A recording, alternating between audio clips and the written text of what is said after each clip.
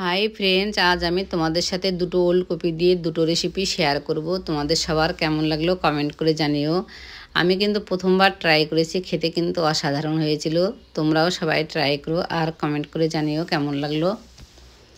প্রথমে আমি ওলকপিটাকে লম্বা লম্বা করে কেটে নেব। দুটো আলুও লম্বা লম্বা করে কেটে নেব। 6 পিস মাছ ভালো করে ধুয়ে নুন হলুদ মেখে নেব। কড়াতে সর্ষের তেল গরম করে মাছগুলোকে এক এক করে দিয়ে দেব। এক পিঠ ভাজা হলে উল্টে দিয়ে অপর পিঠও ভেজে নেব। মাছগুলোকে এক এক করে তুলে নেব। ওই তেলের মধ্যে আরেকটু তেল দিয়ে কালো জিরে আর কয়েকটা কাঁচা লঙ্কা চেরা ফোড়ন দিয়ে একটু নাড়াচাড়া করে নেব। আলু আর ওলকপিটাকে দিয়ে বেশ কিছুক্ষণ ভাজা ভাজা করে নেব। একটা টমেটো লম্বা লম্বা করে কেটেও দিয়ে দেব। পরিমাণ মতো নুন, হলুদ, কাশ্মীরি মির্চ, হাফ চামচ করে ধনে গুঁড়ো, জিরে গুঁড়ো দিয়ে অল্প জল দিয়ে ঢাকা দিয়ে কিছুক্ষণ কষিয়ে নেব। ঢাকনা খুলে টমেটোটা নরম হয়ে গেলে আরও কিছুক্ষণ কষিয়ে নেব। পরিমাণ মতন গরম জল দিয়ে ঢাকা দিয়ে কিছুক্ষণ রান্না করে নেব। আলু আর ওলকপিটা সেদ্ধ হয়ে এলে ঢাকনা খুলে মাছগুলোকে এক এক করে দিয়ে দেব। 1-2 মিনিট মতো রান্না করে নিয়ে মাছগুলোকে উল্টে দেব। ঢাকা দিয়ে আরও 1 মিনিট মতো রান্না করে নেব।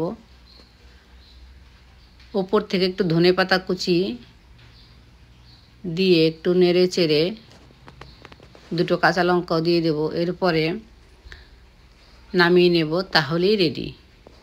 হাই ফ্রেন্ডস, আজ আমি তোমাদের সাথে শেয়ার করছি ওলকপি ভর্তা। একটা ওলকপির খোসা ছাড়িয়ে নিয়ে ছোট ছোট করে পাতলা পাতলা করে কেটে নিয়েছি। ধুয়ে নিয়ে কড়াতে অল্প জল দিয়ে ওলকপিটাকে সেদ্ধ হতে দিয়েছি। সেদ্ধ হয়ে গেলে নামিয়ে নিয়েছি।